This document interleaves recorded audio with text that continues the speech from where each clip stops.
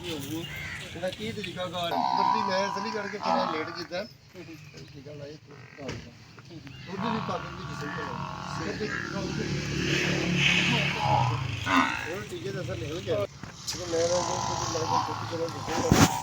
ਸਿੱਧਾ ਸਿੱਧਾ ਲਾਈ ਦਿੱਤਾ ਸੀ ਉਹ ਤੋਂ ਬਾਅਦ